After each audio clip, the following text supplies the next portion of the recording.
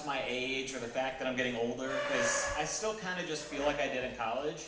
So it was quite a shock to me the other day when I was at a coffee shop minding my own business, and a sorority girl called me sir. It's like, excuse me while I go into the corner and die of old age. I've been watching a lot of Netflix and Hulu lately, because what else is there to do at my advanced age? I'm not bitter, you're bitter. One thing I've really been into is the superhero origin stories, like the X-Men origins and Smallville, which is the origin story of Superman. I especially like watching the character development of the villain, because take Lex Luthor, for example. He starts out as a really nice guy, and then you see all the little things that happen to him, the seemingly insignificant moments that nevertheless push him closer and closer into becoming a supervillain. And it made me start to think, what are the moments in my life that have happened to me that would have pushed me on a path of villainy? So these are the moments I've isolated. In 8th grade, we're going deep. In 8th grade, I made a mix CD for the girl I had a crush on in my class, and I gave it to her and asked her to be my girlfriend. And the next day, in response, she gave me a vaguely heart-shaped rock where she had written in Sharpie, "I hope our friendship lasts forever, like this rock." Like this rock. It was the first time in history a friend zoning had literally been set in stone. Then in college, I was selling tank tops for an organization I was in to raise money. We were selling those spring break tanks that fraternity guys wear to look like a douche. And every time someone handed me money to buy a tank top, I would say, "Tanks." And nobody laughed. Not once. Not once. Then more recently, I was in a car accident, and I had to go to the ER, and the really attractive triage nurse that was checking me in asked me if I was currently sexually active, and I had to ask her to define currently in a medical context. Turns out, while I'm technically sexually active, it's just not current enough to be medically relevant.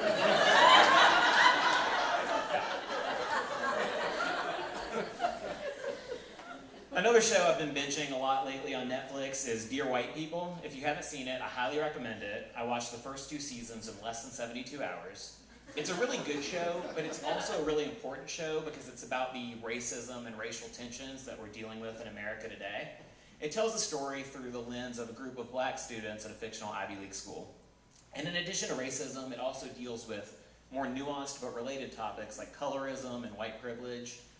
And it was especially hard for me to watch as a Jewish person because I have white privilege, but I also have the Jewish guilt about my white privilege, so I can't even enjoy it. I mean, obviously I still reap the benefits, I just can't enjoy it. One thing the show does really well is it shows how uncomfortable it can be for some people to have conversations about these serious topics, but we really need to be able to talk about racism and anti-Semitism and the tragedies of our past so we can prevent them from continuing to happen in the present. And I've noticed some of my friends struggle with these conversations too. I was talking to a friend about history and World War II, and I don't know if she thought that because I'm Jewish it'd be triggering for me to hear the word Holocaust, but she was trying to reference the Holocaust without actually saying the word. And these are the words that came out of her mouth instead as an identifier for the Holocaust. You know those shenanigans in Germany with the Nazis? Man, when I go out and get drunk with my friends, those are shenanigans. The genocide of my people, decidedly not. So I decided to make it a teachable moment and explain why you shouldn't use euphemisms to talk about tragic events in history. And also, I just really didn't want to overhear her going up to one of our black friends and saying, "You know that tomfoolery with your ancestors, and the South's unpaid internship program."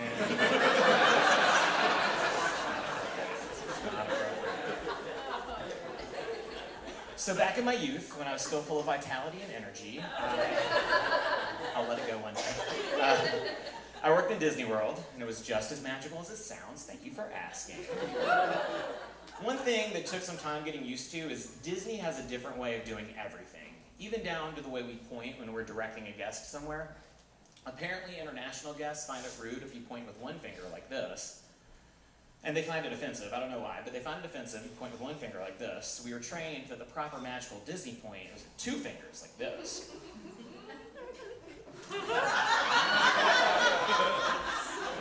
Personally, I think it's a little more inappropriate to look a family of 4 in the eye and point like this. That's just me. Sometimes I would do what I call the Disney point with a little extra magic. I was told that was too much magic and I needed to put that away. It's like, I will put it away, don't you worry. My favorite part about working in Disney World was the dumb questions that guests would ask. People would ask the dumbest things. An actual question multiple of my coworkers got was, what time is the 3 o'clock parade? Ma'am, it's at 5:30. Have a magical day. They did actually train us to end conversations by saying, have a magical day, but if we said it, chances are we weren't being sincere. It's kind of like when a Southerner says, bless your heart. They don't really want your heart blessed, and I didn't really want you to have a magical day. I sure did. My favorite dumb question that I was asked, I was greeting in front of my ride. I worked at Test Track in Epcot, and thank you. And this woman walked up with her fat husband, just this big, obese guy. And she said, hey, can he go on the ride? And I said, certainly not going to be the one to stand in his way, so sure. She said, no, look at him. Can he go on the ride? She literally did this orbiting motion around his waist. It's like, ma'am, he's right there. He can hear you. Just because he eats his feelings doesn't mean he doesn't have them anymore. Calm down. Have a magical day. The only thing that calms a person down less than telling them to calm down is then telling them to have a magical day.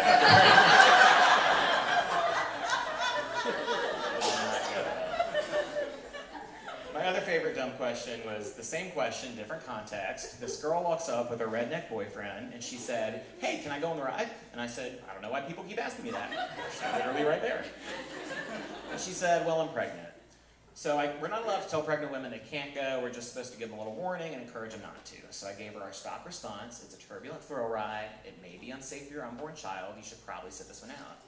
Her redneck boyfriend pulls her right into the line without a second thought and said, baby, it's fine. You're only a little pregnant.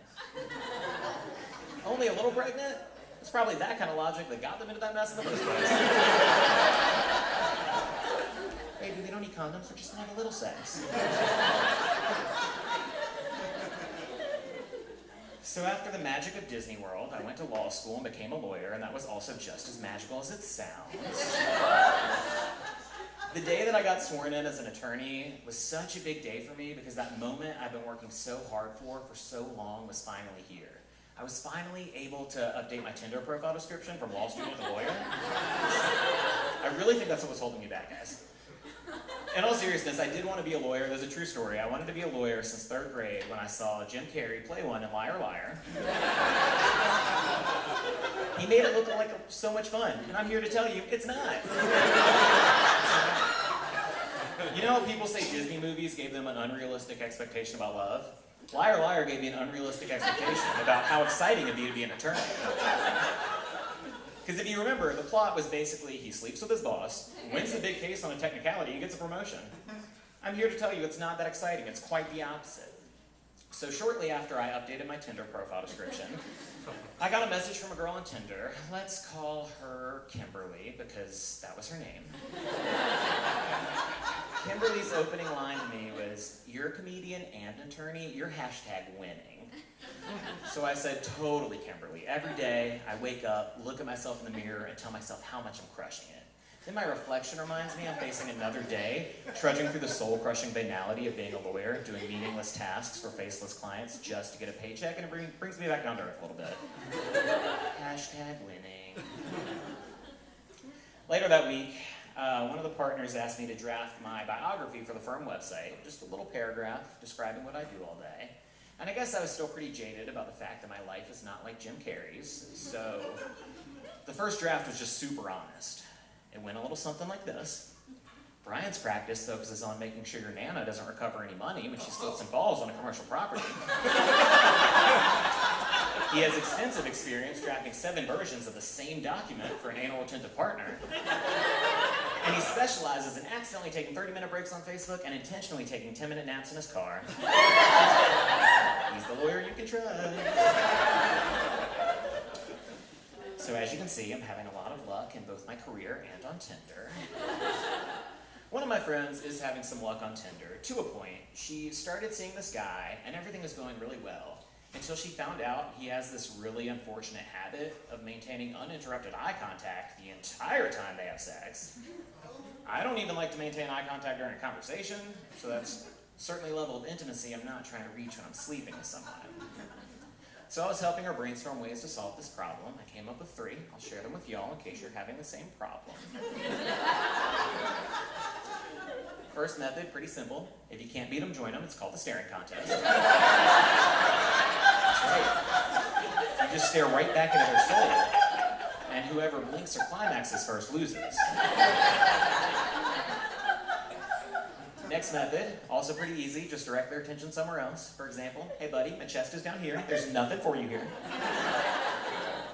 The final method is my personal favorite. It's called the Luna Lovegood. That's when you reenact Dobby's death scene from the last Harry Potter movie. You take 2 fingers, slowly close your partner's eyes, and say, here lies a free elf.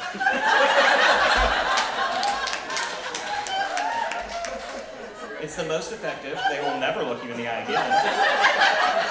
You're welcome. You're welcome. So armed with these tools, she's going to try to make it work because no relationship is perfect. I mean, I recently found out that a girl I was sleeping with in law school has a sex blog. That's right, she shares stories of her sex life with strangers on the internet. And let me tell you, friends, the only thing worse than finding out you're in a girl's secret sex blog is finding out you're not.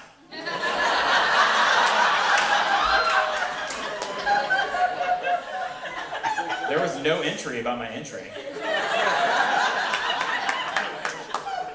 You know, it's probably for the best because we tend to overshare on social media, and there are just some things we don't need to be sharing on the internet. Stories of our sexual encounters are one. The consequences of our sexual encounters are another. What I'm trying to say is, can we please stop posting intimate pregnancy details on Facebook? Can we just agree that's not a thing anymore? Because sure, you could post your sonogram on your newsfeed, or, and hear me out on this, you could also not. Food for thought. This one girl that used to be my Facebook friend took it to a whole new level. She was posting about the conditions she was suffering from after her pregnancy. The other day, she said she was experiencing irritable uterus. Come on. Now she's just making things up. You can't take a negative quality you have and assign it to a body part and think you'll get away with that. If I tried that, it would not work. I would get shut down immediately if I said to a friend, hey, could you get me a beer from the fridge? I'd do it myself, but my lazy testicle syndrome's flaring out.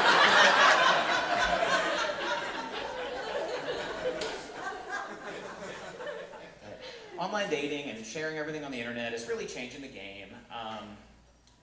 Let's talk about sexting for a minute. Because, of course, sexting has been around since the beginning of cell phones. But I think with dating apps and everything being a little more anonymous in the beginning, everyone's a little more willy-nilly with their sexting. And there needs to be some sort of sex etiquette, some sextiquette, if you will. So I took it upon myself to come up with a few general tips to make it a more pleasant experience for everyone. The first tip is, don't get really into your sexting in public. Some of my friends get their sexting face on. They can only be described as like constipation with a hint of a smirk. You know, right when it's happening, I'm like, we're in synagogue, put your phone away. We don't need that now. The next general piece of advice is, if you don't like sexting or just not good at it, just don't do it. One of my friends, when she gets a sexier text message from a guy on a dating app that she doesn't want to respond to, instead of ignoring it, she'll just pass it off to our friend who will answer on her behalf, just starts typing away like a little sex secretary. It's ridiculous. The final general piece of advice is really think about the word choice and the tone that you're setting with your text message. One of my friends showed me this text message he got from a guy. It was the most graphic sexual text message about what he wanted to do to her, and then he ended it with, yippee! Are you serious? It's like you're sexting with the Super Mario Brothers. It's not appropriate. That's my time, guys. Thanks.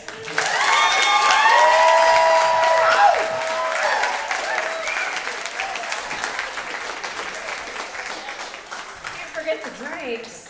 Was this yours? Whose is this? It's Coca-Cola.